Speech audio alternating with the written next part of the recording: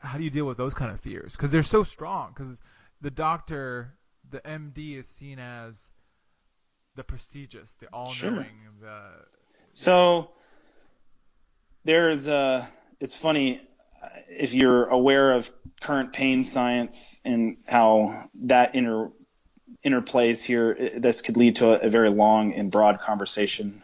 So I'll try to keep it short. But the one thing that I feel like helps clients most is empowering them and giving them the idea that they're not as fragile as maybe they've been told they are.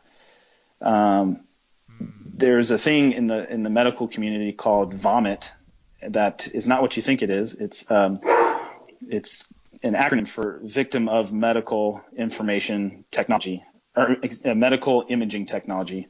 So basically, you see an MRI and it shows a tiny little disc bulge, or a couple discs that are degenerated, or you have a big herniation, or you have bone spurs, or whatever the case may be. You have a tear in your rotator cuff. Those findings need to be clinically correlated with the person's tests and life. I have two end plate fractures, meaning a piece of my vertebrae is partially fractured from deadlifting like a goofball before I knew better, and one herniation and one disc bulge. And I don't have pain. And there are lots of other people out there like that. You peruse through the medical journals, and you'll see that this is a very nonlinear correlation. So imaging was initially created. I wasn't there, but I'm assuming it was created to help us see stuff when we're like, something's not quite right here. I can't get the results I'm wanting. We need a way to look in that stuff. And they invented these things, right, to help us confirm. But what ends up happening is, because from a business standpoint, you might have to shuffle a lot of pages through. It's easier just to look at an image than look at the person and the image, because that takes more time and it takes more expertise. And you're seeing the typical visit with a provider degrade to such a point for some people, at least the experiences that have been reported to me, that they don't even get touched. My shoulder hurts and that nobody touches it, and Wow. looks at it or anything. It's just, all right, let's take some x-rays and, stop throwing the ball to your dog. It's bad for your shoulder. It'll give you degeneration and you'll need a shoulder replacement. Just crazy things like that. And I think all this stuff comes from good intention. I don't think there are people out there trying to scare Yeah. people into not moving, but sometimes to a provider that does this all day, every day, I have to be careful with what I say too, because it gets, you can get a little desensitized that I might say, oh, just be careful squatting. Someone might never squat again, and, I may have intended to say it just like, hey, maybe slow down for a week or two, but they might take it an entirely different way and come back and tell their trainer, oh, Steven said not to squat, and I didn't say that, but that's what they perceived. So, so there is some of that as well. So in short, I think when someone comes in and maybe their doctor said, hey, you should never run again or never squat, I would just say, well, what do you think? What are your feelings? Well, I would like to, is typically the response I get. I said, okay, great. Well, here are the things that I know runners or squatters or whoever need. And we go through that thing that we've talked about before. We look at their joints, look at the prerequisites.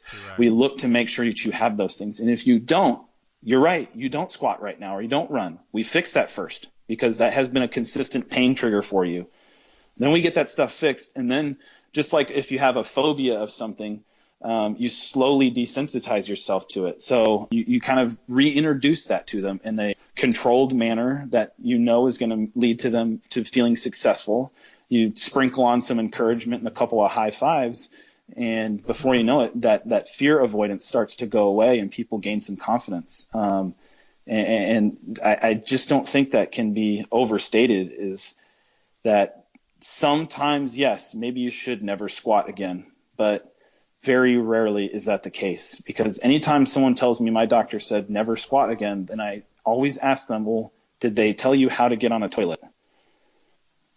Because it's the truth. You're going to have to squat. You will. Maybe you don't have to go ass to grass, but we all have to do Yeah. things like that if we want to be upright on our feet, picking up laundry, going to the bathroom, and getting out of our car. So we have to have a strategy for it. Maybe it's not 400 pounds on your back, but maybe it's just your body weight and somewhere in between. I don't know. But I think that answers your question. That's awesome. I think also sometimes I have people that will go to a doctor or it's friends and family, and it's like you're basically telling me not to be a human being anymore. Is what they'll Yeah, tell me. It's how they're perceiving it emotionally. Like I can't be human. I can't play the drums anymore. I can't do these things that I love to do. Uh, and I think that's cool that you have this approach where you're still keeping their emotions and their inspirations and their passions in mind, and you're slowing it down. And that's something else I was thinking about is in this culture of go go go. And you look at a place like New York where it's like if you're stopping, you're not living life. You're not gonna make any money. You're not progressing forward. So if there is a stop in the road like your health, which is should be like this thing, the biggest priority, but in the grand scheme of things, for that reality of New York, if you stop, you're fucked, for right. lack of a better word. So it's like the process of slowing down. And you see it in every freaking like Facebook meme, like a Buddha says this, or some philosophical meme that says if you slow down and become more self-aware, then you live a more fulfilled life. I wanted to bring this up with you. I was reading this book, and this is sort of, in some ways, well, in a lot of ways, I think it's related. But when you hear it, you're like, what the heck? And it's a book about religion, and it's talking about like every single religion, like Christianity, Buddhism, Hinduism, Islam, and it breaks down the religion into like basic facets and fundamental concepts. And in Hinduism, for example, I thought this was fascinating. They talk about when you're first born, you're a baby. By the way, Steven just had a baby, so Thank you, thank you. congratulations.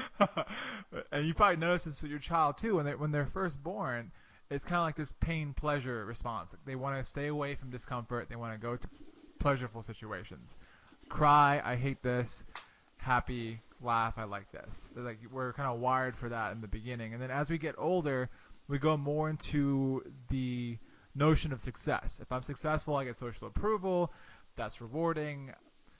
That's happy times. And then if I don't get social approval, that's sad. I'm depressed. And then you get older and older, and you realize, well, success is not everything. There's more than just success. There's this sense of being fulfilled, good, feeling vital, and then you get older from there, and you're like, okay, I gotta let go of a lot of these attachments, and my ego is getting in the way of a lot of shit. If I just let go of that and slow down, I can begin to really enjoy my life.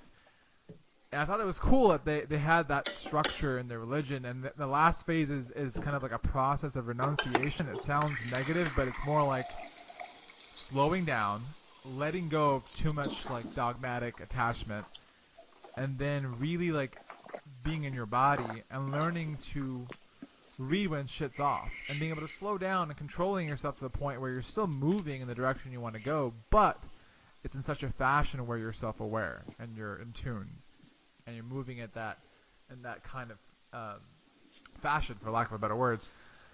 And I think I wanted to see if you can touch on that and this slowing. I mean, you see it all the time. People probably walk in your office and they're like, "Oh, I want to do this, but I can't do it because I'm in pain. Just get me out of pain." Right. And they're already like wanting to reach the finish line without slowing down. Absolutely.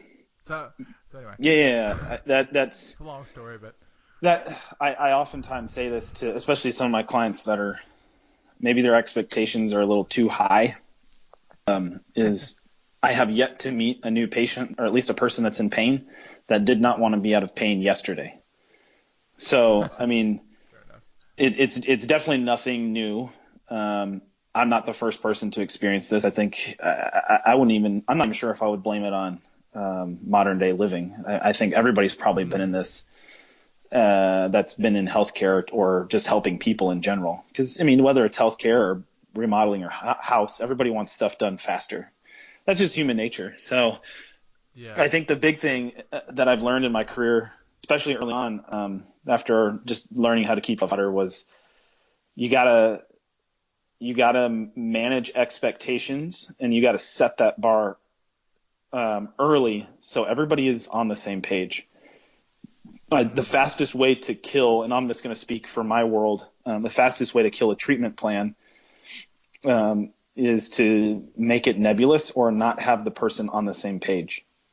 So if they don't, I think it's day one, even if I have to sacrifice a little bit of my time with treatment, I think it's more important that they understand what we're doing, why we're doing it, and what's the initial guess on how long it will take if everybody's on board.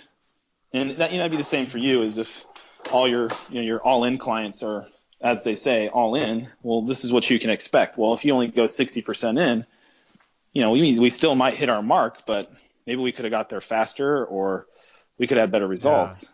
For me, the biggest thing that I need help from my clients is just making sure they're doing their part at home. So if that means they need to change a habit or stop Uh, doing certain things for a short period of time as we get those things taken care of, or they have exercises to work on, or et cetera, I need them to go to bat with me. And the rub is trying to help initially manage those expectations. They gain a little bit of trust with you. You get some rapport, and then if they're not willing to put their part of the work in, not to all of a sudden turn into a priest and you're having confession every time they come in. Because yeah. people come in all the time and they'll be like, "Oh man, this last week I was really bad. I didn't do my exercises," and I'll be like, "Look, it's your body. It's not me. You're just paying me to Yeah. help you figure what to do for your situation. If you do them or don't do them, I'm not going to lose sleep over it at night. It doesn't mean I don't Mm. care, but in the end, I can't ask you to go home and work on stabilizing your shoulder blades. That's all I can do is ask. I Yeah. can't force you to do it. You have to be a part of this." And it can be frustrating. Initially, for me, it was very frustrating until I realized that people are people, and you got to love them a little bit. Yeah. And then some come around, some don't. Some need 2 years to go by and then come back to me, and they'll be like, "You were right. Let's do this." And those things happen. And I think it's really Yeah. important that you speak a message that resonates with the patient versus, and I never understood this in school. We had a philosophy class, and our professor used to talk about, Mm. you got to speak their message, not your own. And when you get out of school, you don't know Uh, anything other than a message that you've been taught. And that's the only experience you have. You don't have any perspective. And to mm. the book you're reading, I think the life changes that we all go through is we just gain some perspective. I think that's a big way to put it. And Mm. so for my clients that have never injured anything before, never heard anything before, their only perspective is Yeah. it freaking hurts and I want it to go away now. If someone's dinged something up Ah. before and they've been through this Makes process sense. and they know, oh yeah, I've tweaked my hammy in the past, so, and that took about 6 weeks, and now my shoulder hurts, and yeah, okay, I'd expect this is probably no different. It's probably take 6 or 7 treatments, 4 or 5 weeks, and so I try to find some way to glean, whether it's a metaphor or a previous Mm. experience, or I try to tease those things out of them so I can, maybe they're a mechanic or something, and you can use that to your advantage. Or maybe they build homes, they're a contractor, and you say, well, have you?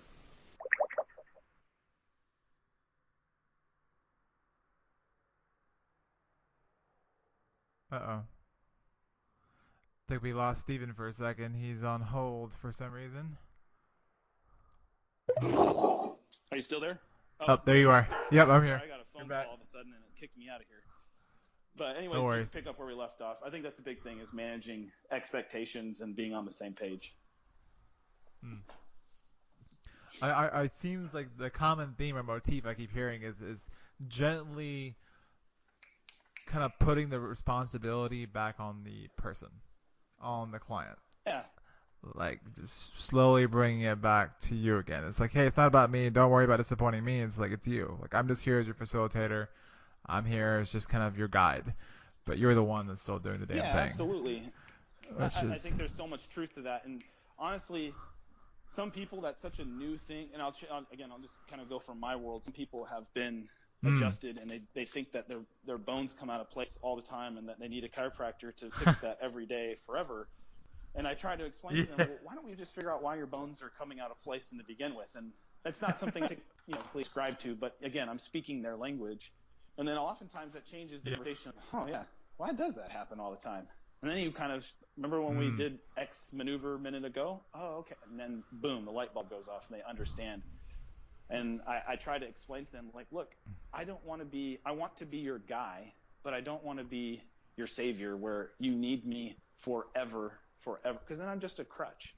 I want people to just ah, get fixed and then check in every once in a while. What if that's once a year, twice a year, whatever it is, and to make sure that our body is still moving well. Use me and as to leverage my expertise to